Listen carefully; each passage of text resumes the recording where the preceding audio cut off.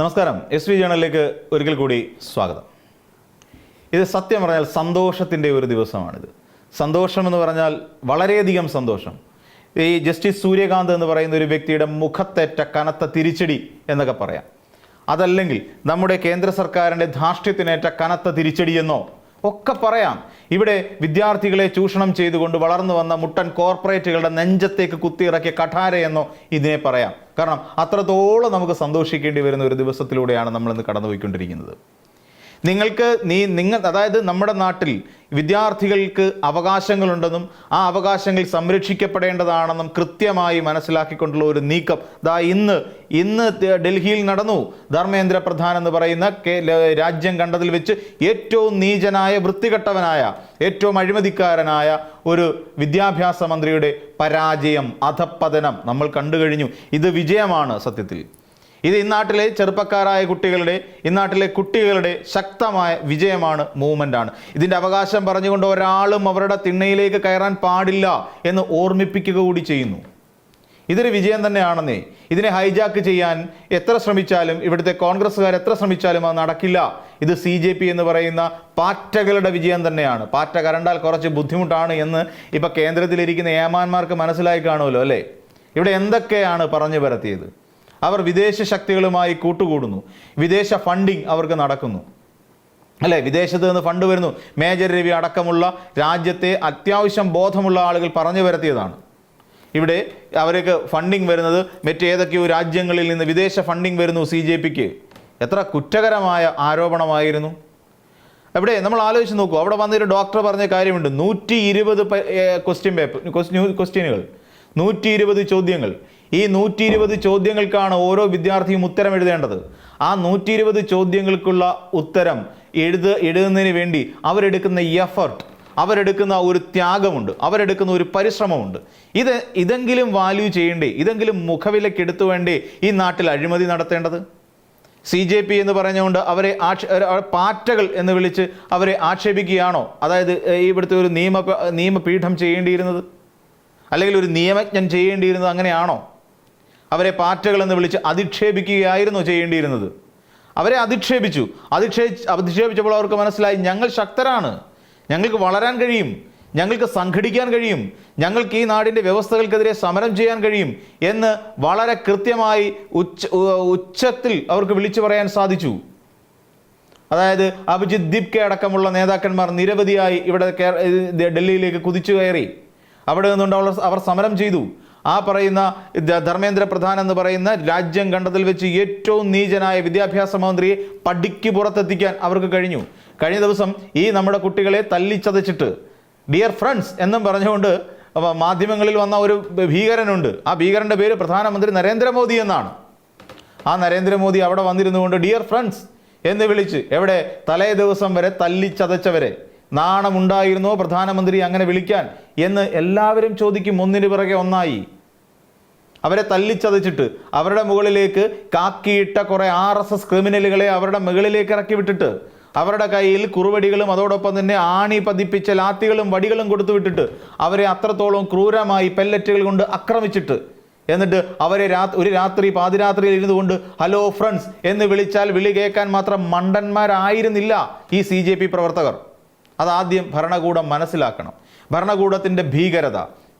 ഇവിടെ 1,00,000 ചില്ലുവാനം കോടി രൂപയുടെ ഒരു ക്രമക്കേടായിരുന്നു നീറ്റ് പരീക്ഷ. ആലോചിച്ച് നോക്കിക്കോളൂ. 1,00,000 ചില്ലുവാനം കോടി രൂപയുടെ ക്രമക്കേട് നമ്മുടെ നാട്ടിൽ നടക്കുകയാണ്. കുത്തിയിരുന്ന് രാത്രിയെ പകലാക്കി പഠിച്ച് നേടി 120 ചോദ്യത്തിന് ഉത്തരം എഴുതാൻ വേണ്ടി വരുന്ന നമ്മുടെ നിരവധി കുട്ടികളുണ്ടെന്നേ. നമുക്കെല്ലാവർക്കും അറിയാം, ഒരു നീറ്റ് പരീക്ഷയ്ക്ക് പോകുമ്പോൾ നമ്മുടെ കുട്ടികൾക്ക് നേരിടേണ്ടി വരുന്ന മാനസിക പീഡനം എത്രത്തോളം വലുതാണ് എന്ന് നമുക്കെല്ലാവർക്കും അറിയാം. അവരുടെ അടിവസ്ത്രം പോലും ഉരിഞ്ഞു പരിശോധിക്കുന്ന തരത്തിലേക്കല്ലേ ഇവിടുത്തെ കാര്യങ്ങൾ നീങ്ങുന്നത്. ഇവിടെ അവർക്ക് അവരുടെ കമ്മൽ ധരിക്കാൻ കഴിയില്ല, അവർക്ക് മുടി മര്യാദയ്ക്കൊന്ന് കെട്ടാൻ പോലും കഴിയാത്ത അത്രയ്ക്ക് നീചമായ പരിശോധനകൾക്കൊടുവിലല്ലേ, മാരകമായ ശരീര പരിശോധനയ്ക്ക് ഒടുവിലല്ലേ ആ കുഞ്ഞുങ്ങൾക്ക് ആ പരീക്ഷ ഹാളിലേക്ക് കയറിയിരിക്കേണ്ടി വരുന്നത്. അതൊരു മാനസിക പീഡനമായി നമുക്ക് പലപ്പോഴും തോന്നിയിട്ടുമുണ്ട്. ശരി, നിങ്ങൾ മൊബൈൽ ഫോൺ അനുവദിക്കേണ്ട, പിന്നെ കുട്ടികൾക്ക് ഡിജിറ്റൽ വാച്ചുകളും സ്മാർട്ട് വാച്ചുകളും ഒന്നും അനുവദിക്കേണ്ട. എന്തിനാണ് അവരെ ഇങ്ങനെ ഇത്രത്തോളം ടോർച്ചർ ചെയ്യുന്ന രീതി പീഡിപ്പിക്കുന്നത്? എന്നിട്ടോ ഇവിടെ ലക്ഷക്കണക്കിന് രൂപയ്ക്കും കോടിക്കണക്കിന് രൂപയ്ക്കും അത് വിറ്റു തുലയ്ക്കുന്നു. ക്വസ്റ്റ്യൻ പേപ്പർ മാർക്കറ്റിൽ അവൈലബിൾ ആണ്. സാധാരണക്കാരായ മുടക്കാൻ കാശില്ലാത്ത പാവപ്പെട്ട കുട്ടികൾ ഉറക്കമിളച്ചിരുന്ന് പഠിച്ചതിൻ്റെ ഫലം അവർക്ക് കിട്ടാതെ പോകുന്നു. ഇതാണോ ഒരു ഭരണകൂടം നമ്മുടെ നാട്ടിലെ യുവാക്കളോട്, നമ്മുടെ കുട്ടികളോട് ചെയ്യേണ്ടത്? ഒരിക്കലും അങ്ങനെ ആകാൻ പാടില്ല. അതിനു വേണ്ടിയിട്ട് തന്നെയാണ് ജസ്റ്റിസ് സൂര്യകാന്ത് പാറ്റകളെന്ന് വിളിച്ചപ്പോൾ അതേ ഞങ്ങൾ പാറ്റകളാണെന്നേ എന്ന് തൻ്റെ ഇടത്തോടുകൂടി പറഞ്ഞുകൊണ്ട് തെരുവിലേക്ക് ഇറങ്ങിയത് സമരം ചെയ്യാൻ. ആ സമരമാണ് ഇന്ന് വിജയം കണ്ടത്.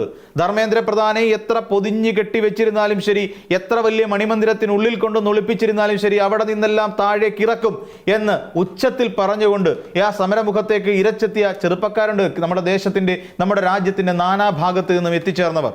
അവരായിരുന്നു ആ സമരത്തെ വിജയിപ്പിച്ചത്. ആ സമരം അടികൊണ്ടും ഇടികൊണ്ടും ചവിട്ടുകൊണ്ടും ഇവിടെ നിന്നുകൊണ്ട് ചോദിച്ചു, അവർക്കൊക്കെ നാണമില്ലേ, അവർ രാജ്യദ്രോഹികളാണ് എന്ന് പച്ചയ്ക്ക് വിളിച്ചു പറഞ്ഞ കുറേ BJP സംഘപരിവാർ നേതാക്കന്മാരുണ്ട് നമ്മുടെ കേരളത്തിൽ, പ്രബുദ്ധ കേരളത്തിൽ. ചാണകം ദീനികൾ എന്ന് നമുക്ക് വിളിക്കേണ്ടി വരും.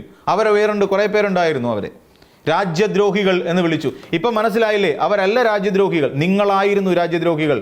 നമ്മുടെ നാട്ടിലെ BJP പ്രവർത്തകർ, സംഘപരിവാർ പ്രവർത്തകരായിരുന്നു ഇവിടെ ഈ നാട്ടിലെ രാജ്യദ്രോഹികളെന്ന് വളരെ കൃത്യമായി ഇതാ ഇന്ന് വൈകുന്നേരം നമുക്ക് ബോധ്യപ്പെടുത്തി തന്നു നമ്മുടെ ചുണക്കുട്ടികൾ, CJP കുട്ടികൾ. അങ്ങനെ തന്നെ പറയേണ്ടി വരും. ഇവിടെ ഈ കുട്ടികൾ നടത്തിക്കൊണ്ടിരുന്ന സമരത്തെ നിങ്ങളുടെ RSSന്റെ നേതാവ് പോലും വാഴ്ത്തിപ്പാടിയില്ലേ? RSSന്റെ നേതാവ് വാഴ്ത്തിപ്പാടിയില്ലേ? ഇതാണ് ശരി. നമ്മുടെ കേരളത്തിൻ്റെയും അതോടൊപ്പം രാജ്യത്തിൻ്റെ നാനാഭാഗത്തു നിന്നുള്ള ചലച്ചിത്ര താരങ്ങളടക്കം ഈ പറയുന്ന കുട്ടികളുടെ സമരത്തിന് പിന്തുണ കൊടുത്തു. ചില വിഷവിത്തുകൾ ഒഴിച്ച് ബാക്കി എല്ലാവരും. അപ്പോൾ അങ്ങനെ ഈ നാട്ടിലെ BJPക്കാരുടെ മക്കൾ പോലും, നമുക്കറിയാം നമ്മുടെ കേരളത്തിലെ സുരേഷ് ഗോപി എന്ന് പറയുന്ന കേന്ദ്രമന്ത്രിയുടെ മകൻ മാധവ് സുരേഷ് ഈ സമരക്കാർ നടത്തുന്ന ആ സമരത്തിന് പിന്തുണ പ്രഖ്യാപിക്കുന്ന കാഴ്ച നമ്മൾ കണ്ടില്ലേ?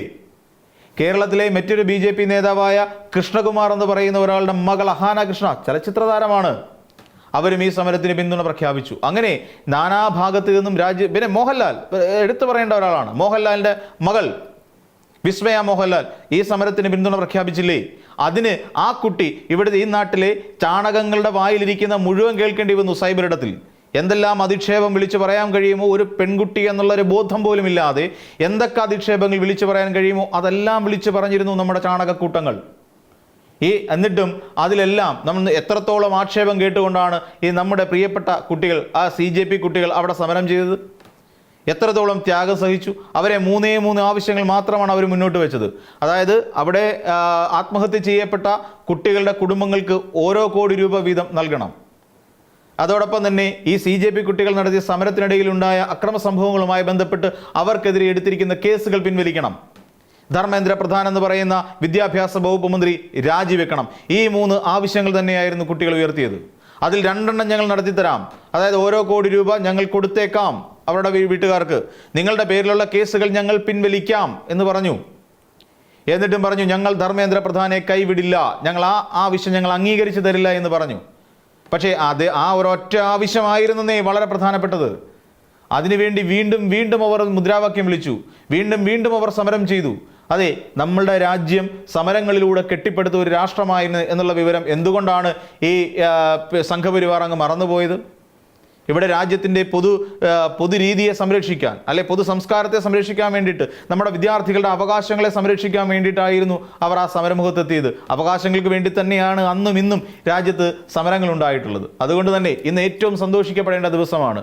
ധർമ്മേന്ദ്ര പ്രധാനെ എത്ര പൊതിഞ്ഞു പിടിച്ചിരുന്നാലും ശരി, ആ ദന്തഗോപുരങ്ങളിൽ നിന്നെല്ലാം താഴെ ഇറക്കാൻ നമ്മുടെ പാറ്റകൾക്ക്, നമ്മുടെ കുട്ടികൾക്ക് കഴിഞ്ഞു എന്നുള്ളത് ആത്മാഭിമാനത്തിന് വക തരുന്ന ഒരു വലിയ കാര്യം തന്നെയാണ്. അപ്പോൾ മറ്റൊരു വീഡിയോയുമായി നമുക്ക് വീണ്ടും കാണാം.